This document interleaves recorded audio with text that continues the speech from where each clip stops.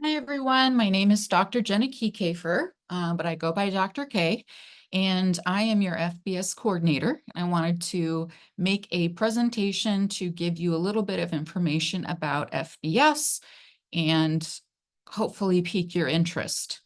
So we have 5 faculty members that are full-time and have offices in our Science 2 hallway, so come and visit us. So we have me, we have Dr. Azizian, Dr. Crow, Dr. Ditchfield, and Dr. English. So I hope that you take classes from us and feel free to come and see us in our offices, and we hope to get to know you. Oh, there we go. Okay. So forensic behavioral sciences is a name of a degree that I was just searching on the internet the other day. I think one other school has. So it's something that people don't necessarily know what it means because it's not that common of a degree name. So let's just break it down. Let's start with, what does forensic mean? Think about it for a moment. But forensic means application of scientific knowledge, skills, and techniques of any discipline to the law. So there are a lot of forensic type disciplines out there. For example, forensic accounting. You could be an accountant that does, accounting for a large business, or you could be a forensic accountant and try and figure out and track money, see if someone is doing something illegal, those types of things. So forensic accounting is like accounting, but particularly applied to the law, either criminal law or civil law, both of which a forensic accountant could be interested in. I'm not saying that we go over forensic accounting, but just to give you an example that's very much outside of this major. One that is very much this major is forensic psychology. So there's lots of different psychologies. There's sports psychology, there's business psychology, and yes, there's forensic psychology. And that's really a lot of what FBS is. Okay, so what are the forensic behavioral sciences? Well, let's start with what they're not. What about CSI? A lot of people are confused about this, and I understand because forensic science is CSI, but then we put in the behavioral and people are confused. So what about CSI? If you want to be a CSI person, to give you the most possibility of career paths, you need to major in biology or chemistry, a physical science. For example, if you're going to be dealing with blood or with any other biological substance, you need to have a higher degree in order to run those tests, not just a higher degree, but a physical science degree. There are some CSI jobs that are not needing a physical science degree, like fingerprints, for example. But you're not going to be as hireable or as marketable if you can only do some things versus others. Not my area of expertise, but at Fresno State, we have the class CRIM 113, where we have people who have worked or are currently working in the DOJ crime lab on campus, and they would be the people to talk to about this career. So I encourage you to look into that if CSI is what you want for your future.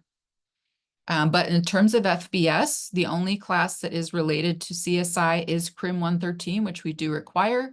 And then in FBS 154, we talk about it a little bit, like a chapter, but other than that, we're not talking about CSI at all in the major. What about criminal minds? Another popular career choice is, I want to be a profiler. I have a lot to say about that I'm not going to say here, but I did work, first I interned with the FBI's unit that does this, and then I worked for them after I got my PhD. So I could tell you if you have questions specifically about this, or I have information that I can give you. But for the most part, that's Hollywood, and that's not really what people do on a day-to-day basis. And if people have these jobs, like the literal people in the FBI that do this, it's not very many people that do it. So again, if you have questions, let me know. But for the most part, it's not really a career path that has a lot of opportunity. You will learn a little bit about profiling in FBS 153, one chapter. But other than that, it's not something that we teach either. Okay, so what are the forensic behavioral sciences? Basically, we're applying any behavioral science to the law. So just like forensic accounting, forensic behavioral sciences, we are applying our behavioral sciences to the law in some way. So psychology is pretty much most of our coursework, because all 5 of your FBS faculty are psychologists. So we're all psychologists in the criminology department. So again, a lot of our courses are psychology. We just don't have the word psychology in it because we're not in the psych department. Sociology certainly has forensic behavioral science courses, social work as well. Anthropology has a great course taught by Dr. Juarez that I encourage you to take if you're at all interested in that field. She actually does cases for the state all the time where bones are found and they have to figure out things about that person with there's no other identifying information. So very interesting stuff. Look into that, and that could be an elective for you. So what interests do people in FBS have? These are just a few. Why people commit crime, how offenders commit their crimes and avoid detection, identifying and apprehending offenders, interrogating suspects and questioning witnesses. I created a whole course on this, FBS 157, if you're curious, where you actually do learn the techniques and practice those. Determining criminal responsibility, rehabilitation, treatment, and risk assessment, all these types of things would fall under FBS. So here's a few areas of specialization. With these more important areas of specialty, you do have to have a higher degree. So for example, if you are going to assess if somebody is competent to be executed, we don't want someone with a bachelor's only to be making that kind of important decision. Obviously, you might not even know what that means right now, but just think about the severity of the outcome, and we want someone that is very knowledgeable in this area to be able to make those decisions. Sex offenders, anything related to sex offenders, assessment, civil commitment, treatment, and rehabilitation. Dr. Azizian is an expert in this area, so I extremely much encourage you to take any classes that he teaches if you're interested in this area at all, and talk to him about future career possibilities. Jury consulting, I've worked as a jury consultant before if people have questions about that. Dr. English also and Dr. Azizian do expert witness testimony. I haven't done it yet, but I can certainly tell you about it. Correctional psychology and police psychology are just applying different psychology knowledge to specific areas. So police psychology, for example, if a police officer is involved in a shooting, who do they go talk to? You could call yourself a police psychologist at that point. Also, as police officers are getting hired, they need a psychological evaluation. You could consider yourself a police psychologist at that point if you're doing those types of things. What else? I think I'll just kind of keep going here, but you can see the different areas here. So there are jobs that you can do with a FBS degree, bachelor's degree, and stop your education there.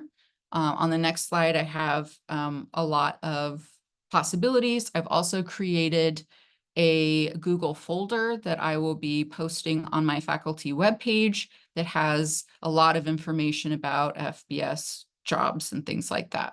So there are some that exist. And here are some, so go ahead and pause if you would like to take a look at this. But a lot of the areas of our discipline, you need a higher degree. So we'll talk a little bit about that, not too much. Again, the Google folder that I made would be helpful for this. But you don't just want to jump into grad school and not really know exactly what you want to do, because you might be wasting your time and money. But before I move on, realize that if you want to become a police officer, FBS is still a great option for you because it gives you a slightly different background than a lot of other officers have. Also, just because FBS isn't a very offered degree in many places, so you would stand out in that point. So you'd be just as hireable to be a police officer or a correctional officer or a victim advocate. So keep that in mind as well. You don't have to go into these careers. You could do anything related to criminology, and FBS would still be a great option for you. Okay, so how do I get these jobs? Many require advanced degrees and maybe getting a license to practice. That isn't something you can do with an undergraduate degree, but for example, again, Dr. Zizian is a clinical forensic psychologist. He is licensed by the state, so he is able to do things that a licensed person is able to do. Whereas I'm not licensed, that's not what I do. I could never be licensed with the education that I have unless I go back to school and get a new degree, which I don't want to do at this point. I'd like to just teach and not be in school. So here's just a little taste of this information. So if you're trying to figure out, I want to go on, but I'm not really sure what I'd like to do, this is another helpful way to look at things. So the middle one, prescribing and monitoring medication, I'm going to guess that most of us aren't going to fall into that. So you probably don't need to look at that. But the assessment and therapy side and what degrees and specialties would fall under that, looking more into these types of careers could be a great option for you. And just to kind of, again, give you a little bit of background on what we are in terms of the 5 faculty that are here, the blue is preparing for like a clinical type of psychologist or practice. So Dr. Zizian is a clinical psychologist who then specialized in forensic psychology. And again, he's an expert in sex offenders and those types of assessment and all that kind of thing. So talk to him about those careers. Dr. Crow is a forensic psychologist that got, we have slightly different terms here, but could potentially be licensed if he chose to go that way, which he has not. And then at the bottom in the purple are Ditchfield, English, and I, that we did not get clinical PhDs, so we would not be able to get licensed. We do not treat and diagnose people. We don't do anything like that. Instead, we study areas related to FBS. So eyewitness identification, lineups, interviewing, detecting deception, jury decision-making. Those are the types of things that we study and that we would teach in courses that we have with you. So hopefully that helps out a little bit. Something that's really important to our program is the FBS lab. A lot of our classes will require research participation or the alternative assignments, which include reading a short article and writing a one-page paper about it so that you're exposed to this type of information. But the lab is really important, not only for students to be involved as research assistants, but for you and in your classes to participate in this research.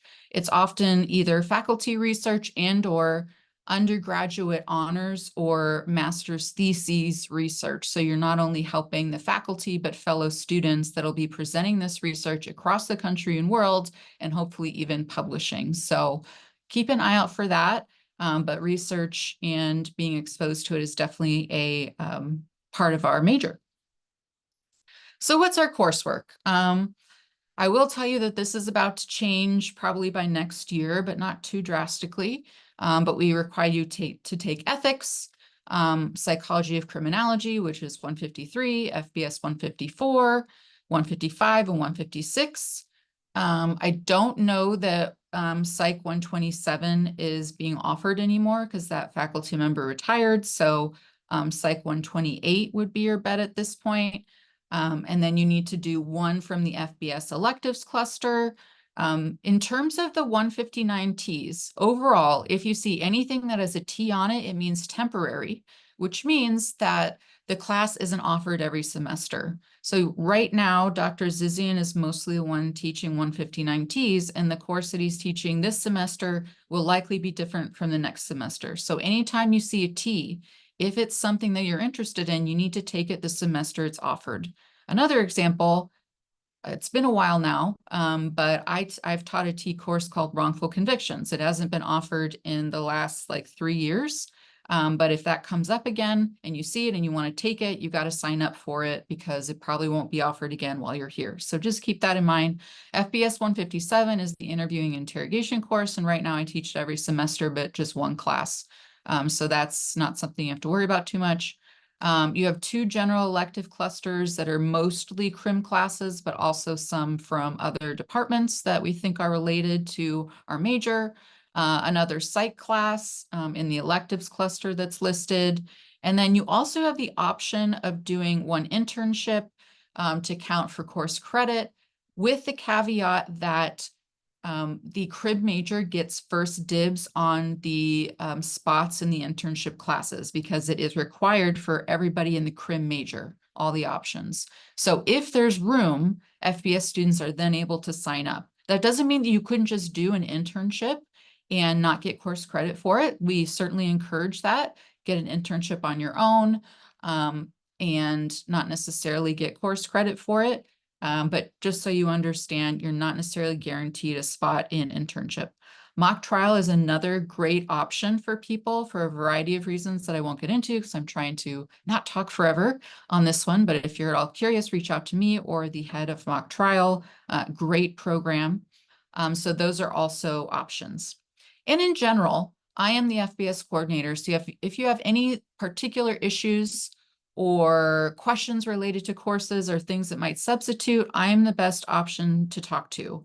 The advising center, the cost advising center, does have some general information, but I'm the one that has to approve our specialized any career or not career degree substitutions and things like that. So talking to me is probably your best bet. Just to throw that out there. Okay, so we have different kinds of coursework. Some might be difficult or unfamiliar, but that doesn't necessarily mean that you shouldn't do it. And I think we've changed a bit in the last 5 years in terms of difficulty, that I wouldn't say that many students would say it's super difficult anymore. See your advisors, and not only your cost advisors, but us as faculty. We are also your advisors, especially if you're talking about, what you want to do in your future, what courses or degrees or jobs, things like that. We would be the best contact for you. The 5 names that I started this presentation with. And it's just easier if you think you may want to go on and need a letter of recommendation. If you have a relationship with us and we know you, it's a lot easier to agree to that, other than you're one out of hundreds of students we've had and I recognize your name, but that's about it. That's not going to be too beneficial to you. And we're just people, we're not too scary, I hope. As I already said, but I'll reiterate, not every class is offered every semester. A lot of them are, but not every course is. So again, particularly with T courses, if you see the title of a T course that you really like, take it, because it might not be offered again while you're here. Other than that, I think every required FBS course is offered every semester, but might just be one section, so it might not fit with your schedule. So keep that in mind as you are registering for classes. Classes do fill up, so make sure that you plan accordingly, have backups and things, and just stay on top of your required courses. Overall, take general electives last if you can. What we mean by that is you have a lot of options for electives, and it's easier to kind of plug those in. But for example, right now I have someone that has 3 FBS required classes to take, and they're not really fitting into their schedule, and that's all they have to do to graduate. They left their required courses till last, and they're having a really difficult time fitting it into their schedule. So avoid that and take your required classes as early as possible and leave your electives until towards the end, just for that reason. But, there's not any particular order that you have to take everything. If you're thinking about graduate school, that could be a possibility for you. It is competitive. It's gotten more and more competitive over the years, not just with psychology, but criminology as well. I'm on the criminology master's degree application review committee, and we've definitely got an uptick in applications. So really keeping your grades up is crucial. And again, thinking about who might be your letters of recommendation. If we don't know you, if we don't have a relationship with you, it's going to be very difficult to agree to write you a letter. That's a different talk that I won't give right now. But if you have questions about that, let me know. And yeah, that's it. Thank you so much for listening, and I hope you found this information useful. Please do reach out to me. I didn't put my email here, but if you just Google, well, go to the very beginning, see my name, Google it, and then it'll take you to my faculty page where my email address is, because my last name is hard to spell. So that's the way I would find it, and not try and remember how to spell it, because obviously that's kind of hard. Thank you so much for watching, and I hope that you have a great experience at Fresno State.